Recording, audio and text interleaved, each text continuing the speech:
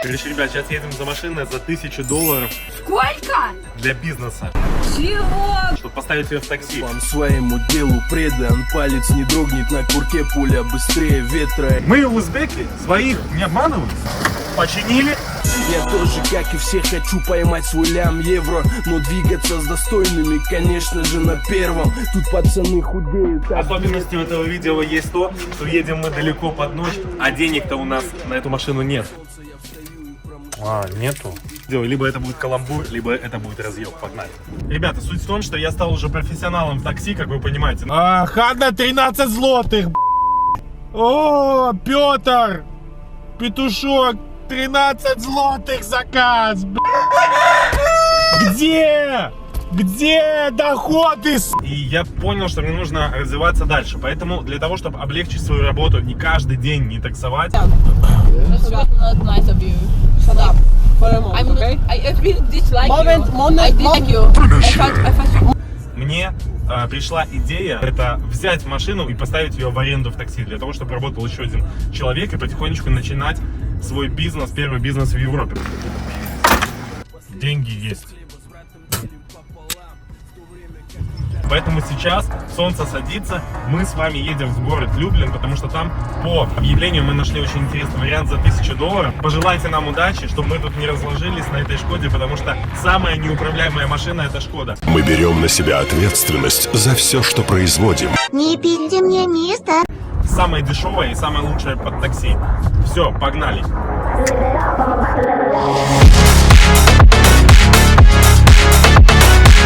Денег у нас, кстати, до сих пор нет. Я не знаю, есть ли там банкоматы для того, чтобы можно было окэшиться. Нам придется с вами выводить крипту, хотя самый неподходящий момент. И нам придется с вами искать банкомат. А это какая-то деревня в лесу. Я вообще не знаю вообще, как это вообще произойдет. Там еще и владельца нету, и непонятно, с кем договор этот заключать. Короче, ребята, это полнейшее приключение. Все, как я люблю. Надеюсь, вам тоже понравится. Не переключайтесь.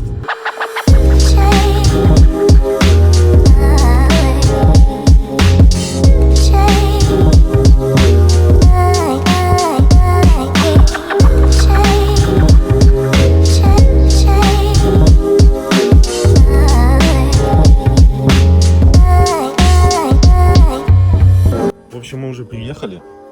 Смотрите, вот стоит, вот наша машина, а вот это, прошу не перепутать. Так, ну что мы тут видим? Фары нормальные, машина покрашена, колодки есть, резина есть.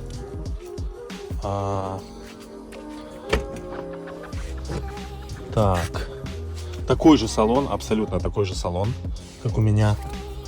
Ручка, магнитола старая, ручник. Абсолютно то же самое, абсолютно. Парктроники даже такие есть.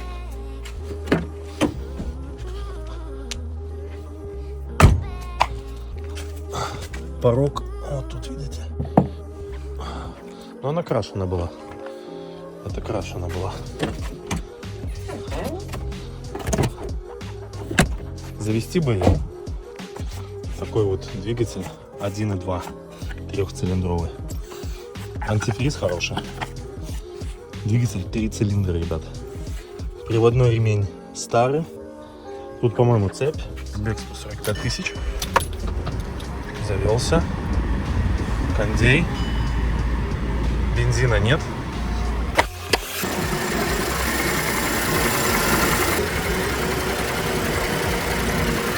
Три цилиндра.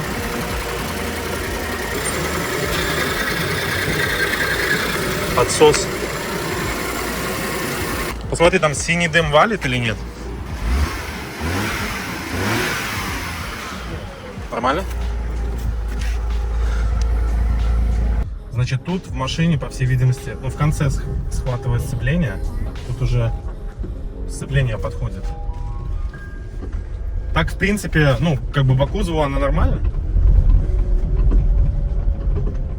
Слышите, да? По подвеске что-то там ляпает.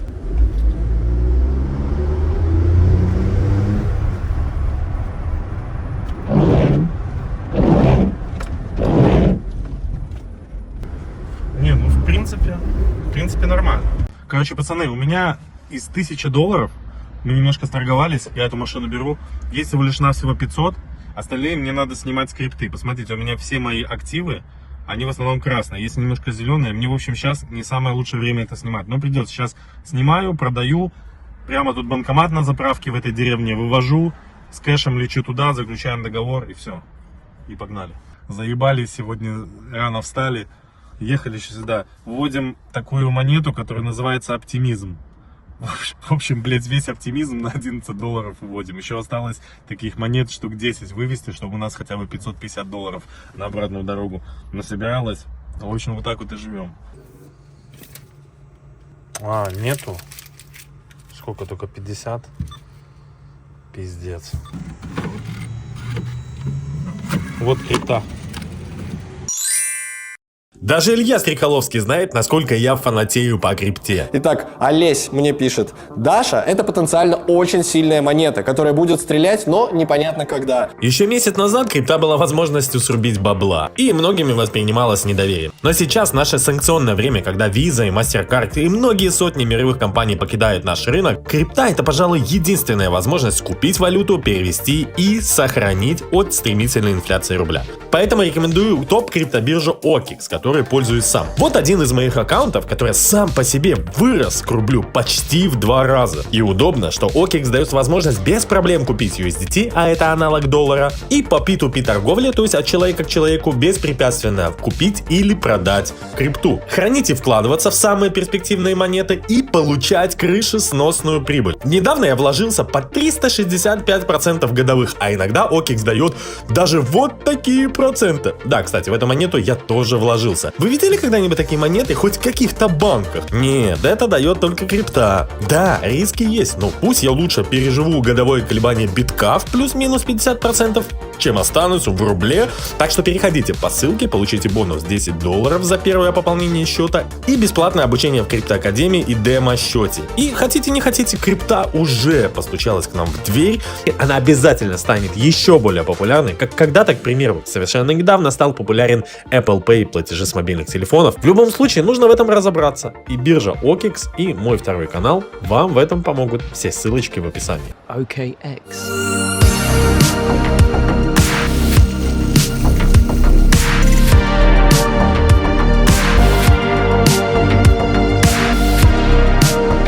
Просто так приехали в этот город любви. Все-таки купил эту машину, я вам ее покажу. У вас будет двоиться в глазах, потому что это абсолютно одинаковые машины, но с определенными особенностями. Одинаковый цвет, тут даже одинаковый салон.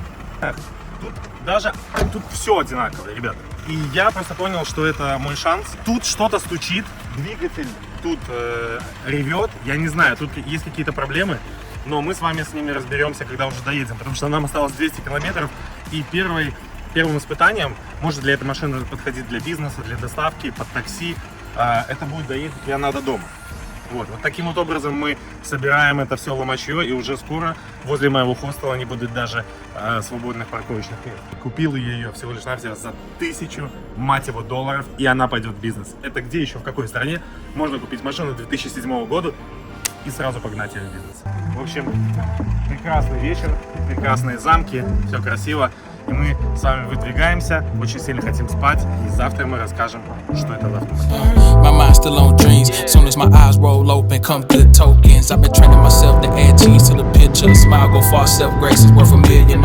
К сожалению, ребята, вот эта машина с трехцилиндровым 1.2 Шкода, она никуда не едет.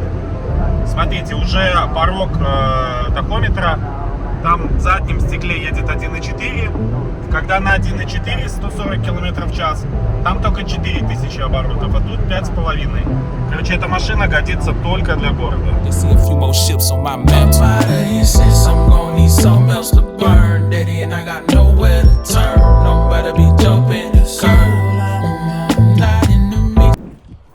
Здорово, чуваки, стал с петухами. Сегодня доброе утро, чтобы ставить вот это корыто Блин, я перепутал уже корыто. Вот это корыто поедем ставить на учет. Там большие очереди, поэтому придется стоять. В общем, все, хорошего дня. Итак, ребята, что по новой Шкоде? Я сломал датчик парковки. Я его выломал с мясом. Теперь парктроник не работает. Надо будет заказать, посмотреть вообще как. И приклеить крепление. Дальше. Проверил все предохранители. Но багажник не открывается. Тем не менее, машина прошла техосмотр. Важно просто знать, кому ездить. Значит, вроде бы двигатель чистый. Но не работает компрессор кондиционера. С него течет. Трубки горячие. Этого не должно быть. Антифриз чистый. Довольно-таки машина не греется. Вентилятор работает. Масло чернющее. Смотрите, никто его никогда не менял. Благо, что оно есть. Едет машина довольно-таки неплохо. Но есть проблема. Сцепление схватывает в конце. Мне говорили, его меняли, но даже в Европе есть люди, которые немножечко могут переукрасить. Естественно. Смотрите, по кузову оно довольно-таки хорошее. Она даже лучше, чем моя та Шкода первая. Но смотрите состояние выхлопной системы. Ну, то есть, это труха. Смотрите. То есть она не открывает. Там, по всей видимости, проблемы какие-то с форточкой. Будем ее решать. Я уже сделал документы, я уже подал на смену техпаспорта. Тормоза, естественно, очень плохо тормозят. На станции техобслуживания я прямо видел, что они не тормозили, не создавали должного условия. Мы этот вопрос решим, заедем к пацанам. И надо как-то открыть все-таки этот багажник, потому что ну, это никак. Для такси, даже для доставки эта машина не пойдет, если нельзя в нее ничего загрузить. Слышите?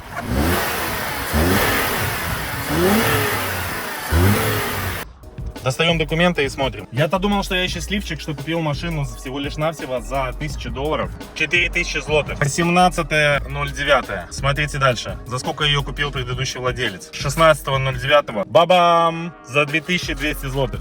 То есть я попался на перекупа, который купил, приклеил свои 1800 злотых, это $500, и продал. Easy money. Но я вам хочу сказать, что если бы эта машина попала на сайте за $2200, я думаю, ее купили бы за час. Поэтому, в принципе, эта цена очень неплохая. Если сюда поставить газ, она выйдет в 7000 злотых. Выйдет она в 8000 злотых. Вот $2000. $2000 это нормальная машина для бизнеса.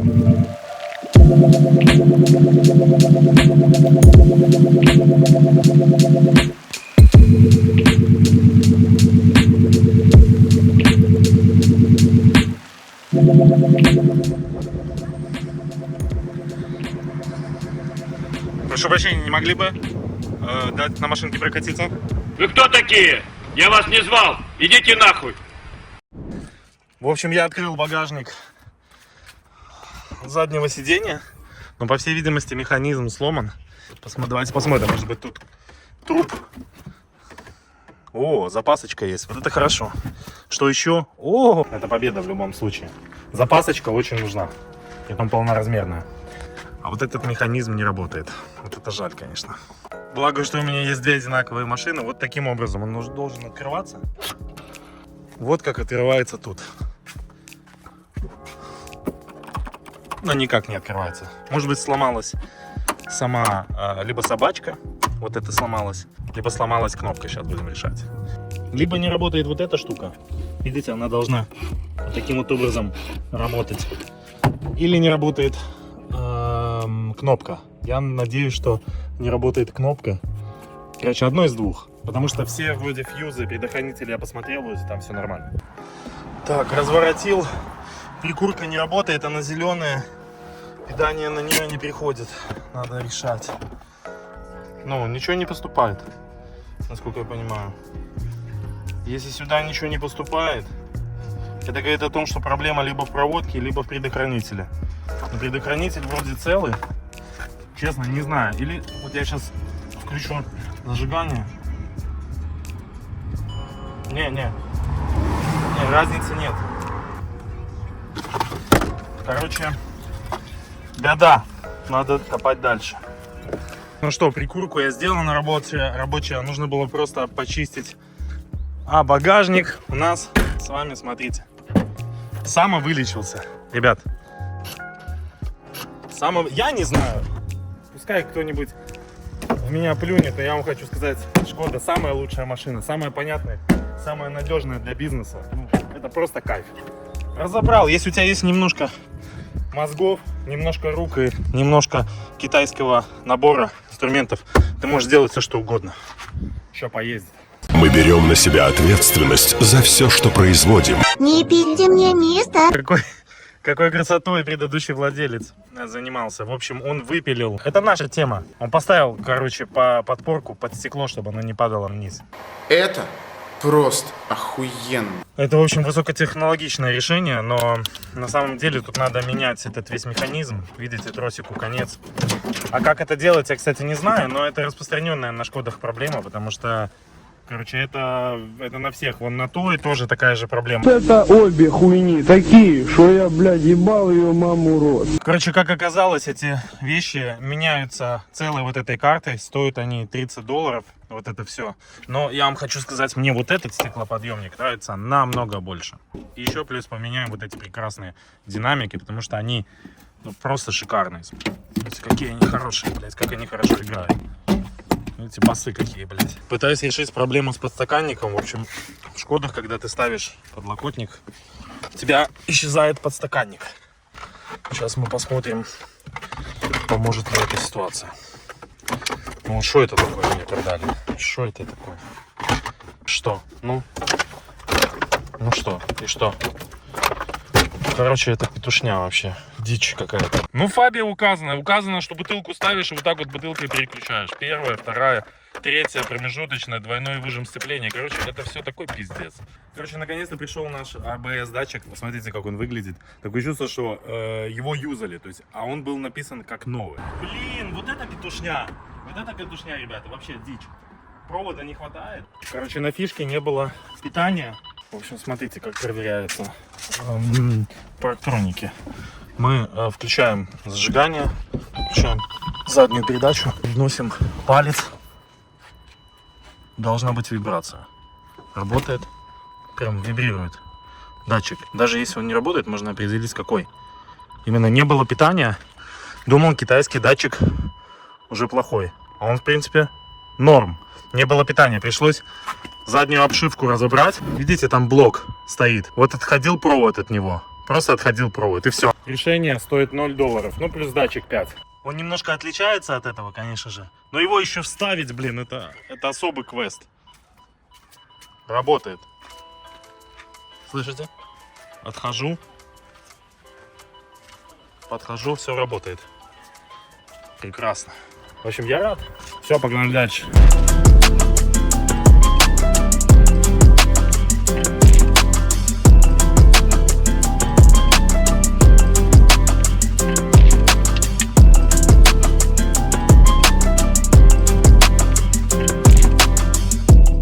О май гад, что тут произошло? Вы только гляньте, я снял, короче, моторчик со старой. Вот намотала этот провод сюда. Ну, трос, короче, старый. Моторчик вроде нормальный.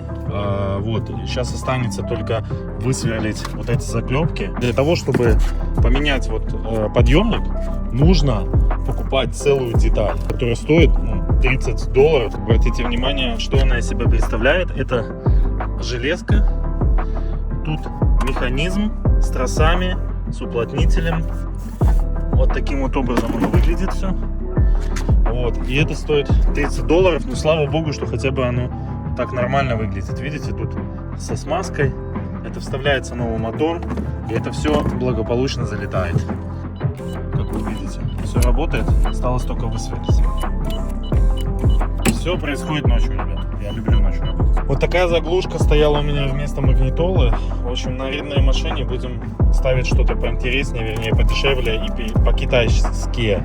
Потому что я вот знаю, в 90-х за такую магнитолу могли убить. Сейчас же такое говнище не нужно никому. Смотрите, какой руль прошит. Я его, наверное, на свою машину поставлю. Короче, купил wood drill, потому что не было steel. По дереву, в общем, купил в продуктовом магазине. Ну, короче, в 9 часов ночи. Сейчас попробуем высверлить. Но она будет сверлить по-любому. Спасибо большое Диме из Drive Club, что подогнал инструмент. Мы с ним снимали интервью. Если вам будет интересно про бизнес-такси в Польше, пожалуйста, проходите и смотрите.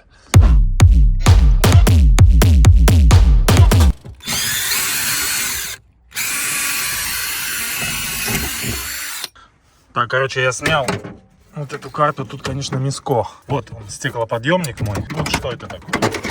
Как вы думаете? Ребята, бизнес по аренде авто для такси — это удивительная, классная штука. Я вам всем рекомендую. Их будете деньги зарабатывать. О-о-о! Это ж круто. Просто купил машину и все, сразу деньги пошли. Блять, вот кто это будет делать, ребята, это ебалово конское, я вам говорю. Это просто пиздец, бля.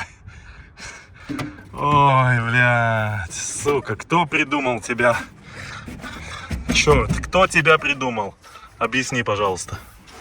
Ну вот, не справляется. Ребята, это исторический момент. Вы скажете, что ебанули, смотрите. Купил оригинальные динамики. Вообще кто-нибудь этим занимается, блядь? Объясните, пожалуйста, кто-нибудь этим занимается? Давайте посмотрим, как выглядят оригинальные динамики родом из доисторического века. Вот, Арига, Volkswagen Gru. О. Оп, достаем. А тут написано Made in China, братцы. Вот посмотрите, а как пахнет. Говном. Зато не надо ничего колхозить, смотрите. Красавец. Ставил штекерочек и поехал. Это удивительное чувство. Удивительно, как они будут звучать. Ребята, ведь мы дополнительно к этим динамикам взяли оригинальное 10-долларовое Bluetooth магнитола, ребята. Bluetooth магнитола. Посмотрите, это удивительно. Сюда даже можно подключить Spotify и вашу любимую ВК-музыку, Бузову. Она будет играть и звучать и кричать именно отсюда. Рюмка водки на столе. Беспонтовая музыка. Вот это ты что гонишь? Ты что гонишь? И не надо ничего колхозить, боже мой. Ну правда стоят они каждый по $25, по 30.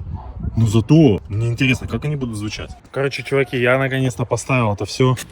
Смотрите, сверчок забыл убрать, заглушки там забыл, уже думаю, ай, все, я уже по третьему разу, это настолько много времени у меня ушло. В этой машине нету задних динамиков, их нужно устанавливать. Я поставил эту 10-долларовую аудиосистему. Я даже включать не буду, потому что меня качество звука очень сильно расстроило. Я не думал, что оригинальные динамики так хуево звучат. Я, в общем, зря за них отдал, конечно, столько денег. Вот автопоиска нету, блядь. Попробуй ты найди, блядь, где голос Америки. Это фиаско, братан. Ну мне-то похуй. Будет ездить другой водитель. Я уже все, что мог, я уже сделал. Руль кожаный, заглушка есть. Устал.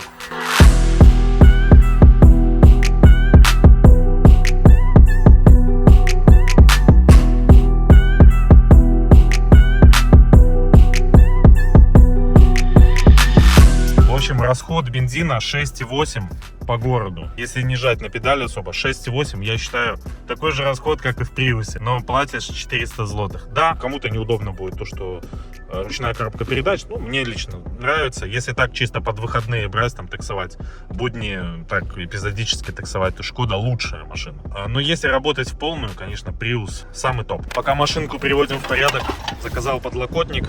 Видите, из эко-кожи. Потому что, конечно, фабика без подлокотников очень сложно будет таксовать. Ставится он вместо подстаканника. Надо еще будет доукомплектовываться. Поедет под сдачу. Починил парктроники, все работает. Короче, машинка класс. Очень вместительная. Складывается сиденье, можно спать. АГ-2. Тот, что 1.2. Трехцилиндровый мотоциклетный. Что это вообще такое? 3 цилиндра. Все очень интересно. Герметик видим. Все течет. Крышку снимали, значит, возможно, и цепь меняли. Но это не точно. Масляный фильтр меняется очень просто. Компрессор кондиционера сцит. Обоссался так, что уже не работает. Обратите внимание, какой он маленький. Его можно руками поменять. Это 3 катушки и все. Больше ничего нет. Антифриз чистый. Ну вы гляньте, какой маленький дроссель. Ну вы только гляньте. Смотрите. Ну это... И это автомобиль. Да ладно. Это универсал, он должен при кондиционере куда-то кого-то везти. Да ладно. Замена сцепления, скорее всего, тут будет. Это дело не дешевое.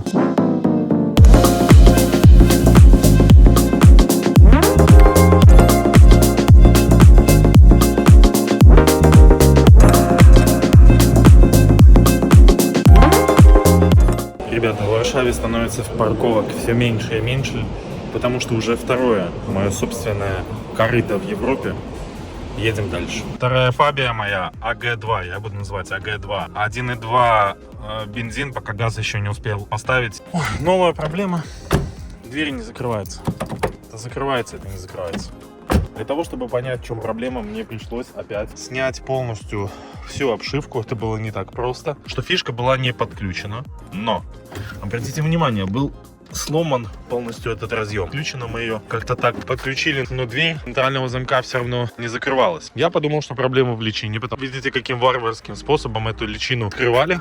Вот тут внутри многогранники, их выкручивать, чтобы снять эту личину. Я увидел, что личина была отломана. Можно же взять, заказать личину. Почему-то правые водительские личины есть, а левых их абсолютно нету. Не все подходят под эту фаби. Какие-то из них стоят $5, какие-то из них стоят $50. Бэушные притом. Это для меня непонятно ситуация. Есть ответный механизм. Берем отверточку, закрываем дверь. Вот теперь это наш ключ.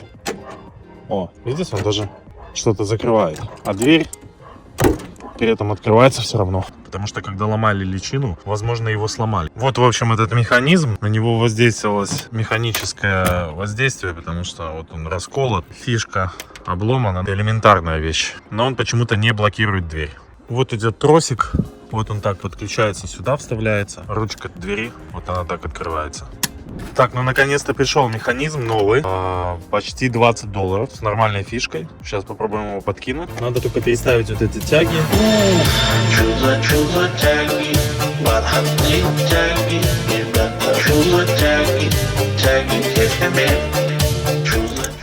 Закрыто.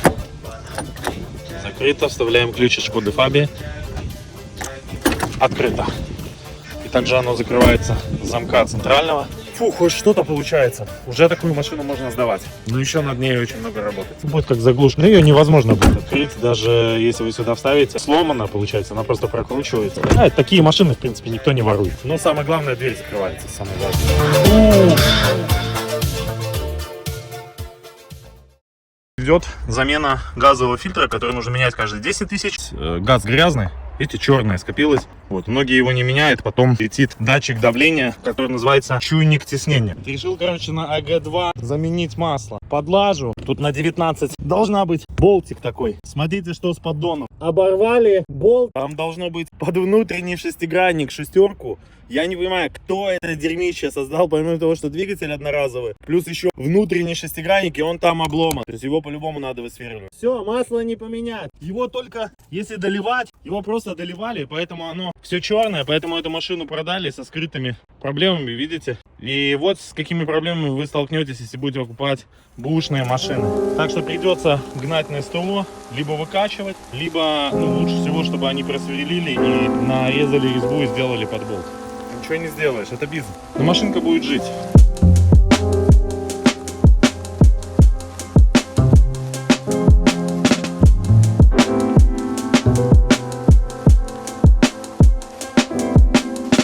Всем доброе утро, надеюсь, вы хорошо выспались. Я еще не спал, потому что сегодня особенный день. А именно, я иду в налоговую платить налог за покупку автомобиля, второго автомобиля. И этот налог ПЦЦ-3 составляет аж целые 2%. За растаможку, насколько я знаю, 3%, а при покупке 2%. О, забыл договор о покупке.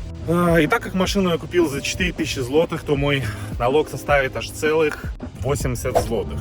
Да, и в принципе его каждый обязан заплатить, но вы можете его не платить, но вас может догнать штраф 2500-3 тысячи злотых, если вы тут собираетесь жить дальше. Второе, я не пойму, вот сейчас у нас 9 часов утра, многие говорят работать с утра, я вообще просто не понимаю, как вы возите вот эти 1,5 километра 9 минут, я не понимаю вообще. Поэтому смысла вообще работать с утра я не вижу вообще никакого. Все очень просто. Берется такой бланк, и просто это все на польском заполняется. Первый раз будут проблемы, надо будет просить помощь. Оплата происходит через мобильное приложение банка. Но если вы один раз заполнили, просто потом переписываете то же самое, только машину, марку меняете, ВИН-код, и все. Так, пришло крепление на АГ-2, сам подшипник, диск, блюпринт, кусок говна, ну и корзина. А самое главное, видите, со смазочкой пришла тут. Стойки стабилизатора 2. Слушайте, АГ-2, та, что 1,2 литра, 3 цилиндра, оказывается такая экономичненькая, если вы видите 7,0 литра бензина на 100 километров, притом я еду на все бабки. Ребят, ну круто. Сегодня едем менять сцепление, менять поддон. масляные, делать дела по тормозам. Предыдущий водитель, а по сути владелец этой машины на время аренды сел и начинал работать, ни в чем себе не отказывал. Хороший руль кожаный, у нас есть подлокотник, у нас есть все для того, чтобы человек работал и зарабатывал деньги, притом платя всего лишь навсего 400 злотых. Игорек разучился ездить на ручной коробке передач. Глохнет, но это не мудрено, то сцепление осталось на 3 дня, да? Игорек, это Феррари? Вот видишь этот болт? Застрял. Зачем они это придумали? Я вообще в шоке. Ну, обычный болт нельзя было, да, блядь, поставить? Ну, мотор вроде не вибрирует, стойки стабилизатора менять, пыльник раскидывает, еще походит, правильно я понимаю? Мы же так вот думаем, да? Что еще? Ну, подушки вроде нормальные, по глушителю все нормально. Тут вроде что-то делали. Дальше глушитель идет нормальный. Вот это нормально, вот это хорошо. Машина как новая. Тут я выкручивал, сломал датчик АБС, он держится на ржавчине. Это так надо или не надо? Хуй его знает. Амортизаторы вроде не текут. Ну, стойки стаба по-любому менять. С компрессора течет. Говорит, тут много уплотнений. Течет с компрессора, Вася. Вырвано? Офигеть, она не была закручена, стабилизатор. Слышишь, стойка. Дичь, дичь. Самый лучший наконечник, я считаю, вот этот. Самый новый. Короче, запчасти оставил для пацанов. Сегодня они уже не сделают, потому что фронт работы очень большой, очень загруженный. Вот оставил масло, фильтра. Короче, поддон, стойки стаба, комплект сцепления. Вот, и Шкодка будет делаться, поеду на такси домой. Я полностью подготовил машину для дальнейшей аренды, и сейчас осталось всего лишь навсего поставить газ. Дело в том, что бизнес это для меня новый, и я не знаю, получится у меня или нет. Но на будущее хочу вам сказать, что я уже подготовил для вас новую серию. Там я нашел первых арендодателей, и они стали наши хорошие братья из Азии, которые никогда не наебывают и всегда честны. Мы, узбеки, своих не обманываем. Это просто пиздец, ребят. Ну вот, что значит сдавать машину узбекам. Нижняя юбка поломана окончательно. Там, видите, разломан под радиатор. И вот это, блядь, что это такое? Поворачиваю швыря. Слышите звук? Мы с Димой едем в Лодзь. Смотрите, куда поехала, блядь, машина без спроса. Да, вон она стоит. Починили. Они разбили мне машину. Я ее на Новый год нашел на штрафстоянке в другом городе. Водителя забрала полиция. Я попал на большой штраф. Я потерял деньги. И водителя ждет депортация из Европы. В общем, это просто дичь, ребята. То, что вы увидите дальше, это можно про это писать книги. Впрочем, это уже совсем другая история.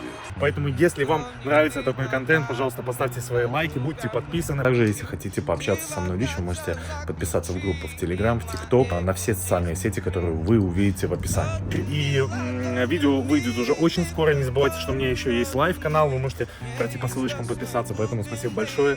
И увидимся. Дальше будет только интересно. Холодными ладонями мир, в котором тонем мы.